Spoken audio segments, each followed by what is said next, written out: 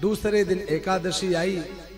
बाबा नंद का नियम था कि एकादशी का निर्जला व्रत रहा करते थे, निराहार व्रत रहा करते थे, कुछ खाते पीते नहीं थे। बाबा ने एकादशी का व्रत किया और व्रत करने के पश्चात जब द्वादशी को देखा गया तो पता चला कि अर्धरात्रि के समय बाबा को भ्रम हो गया कि द्वादशी आ गई है। बाबा ने जाना ब्रह्म मुहूर्त हो गया है, चल करके यमुना में स्नान करना चाहिए। और पहले के लोगों में सुबह हो गई इसकी जानकारी कैसे मिलती थी? घड़ी तो थी नहीं, अलार्म लगा दे, सेट कर दे कि 4 बजे बजेगा और उठ जाएगा। पहले का अलार्म था जैसे मुर्गा बोल दिया।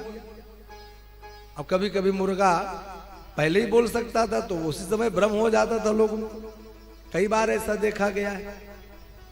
बाबा को मालूम पड़ा कि लगता है ब्रह्म मुहूर्त हो गया, ब्रह्म वेला हो गई। उठे और कुछ ग्वाल बालों को साथ में लिया, चले गए यमुना जी।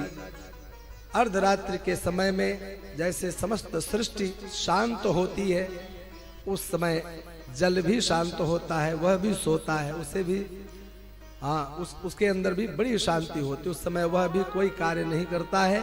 और ऐसा नियम है, शास्त्र का नियम है कि अर्धरात्रि में जल में स्नान नहीं करना चाहिए। उस समय वरुण के अनुचर उसकी रक्षा करने के लिए घूमते रहते हैं। उस समय स्नान करने से दोष लगता है। बाबा नंद को भ्रम हुआ और वो यमुना में स्नान करने के लिए गए, डुबकी मारी और लौट के नहीं आए। दौड़े दौड़े ब्रजवासी गए, कन्हैया को बताया।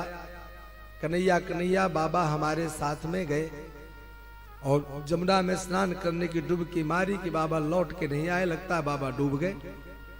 कन्हैया दौड़े दौड़े आए। यमुना में जाकर के भगवान ने देखा, यमुना से पूछा। अब यमुना तो भगवान की अष्टपट रानियों में से है। भगवान ने कहा, यमुने यह बता मेरे बाबा कहाँ हैं? तूने डुबो लिया? यमुना ने कहा, नहीं मैंने तो नहीं डुबोया। हाँ, स्नान करने के लिए आए थे, डुबकी मारी, लेकिन लगता है वरुण के अनुचरों के द्वारा बाबा बंदी बना लिए गए। भगवान वरुण लोक में पहुंच गए, देखा बाबा जेल के अंदर बंधे पड़े हैं।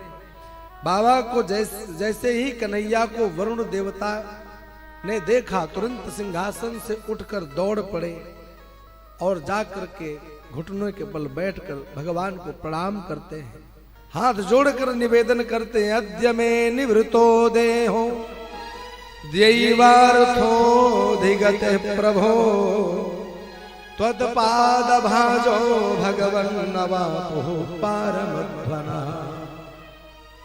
महाराज, आज हम देहधारियों का जीवन सफल हो गया है। आपके चरण कमल मेरे इस लोक में पधारे हैं। कहिए प्रभु, ये अचानक मेरे इस लोक में कैसे आना हुआ है?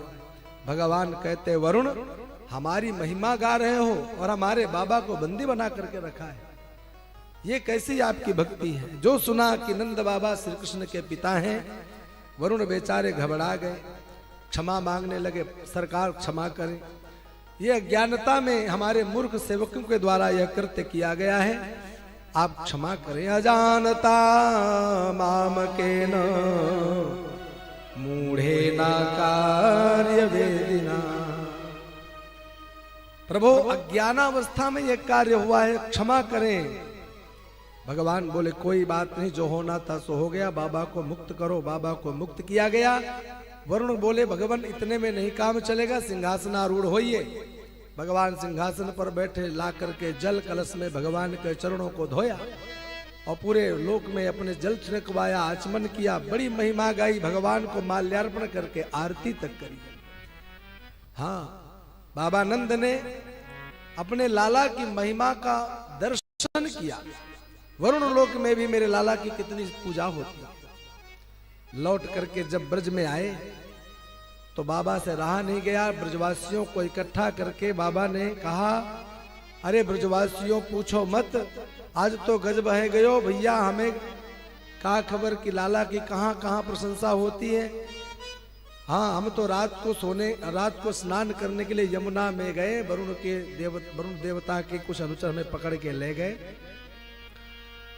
और वहां पर कन्हैया हमें बचाने के लिए आए।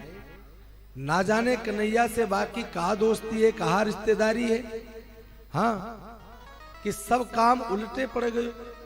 जहां हम बंधे पड़े थे, लाला को देख के सब खड़े हैं गए और सबने उनसे क्षमा याचना करी। लाला को बैठा करके सबने पूजन कियो, आरती उतारी। लाला की महिमा केवल हमारे ब्रज वृंदावन में ही नहीं अपितु त्रैलोक्य में है।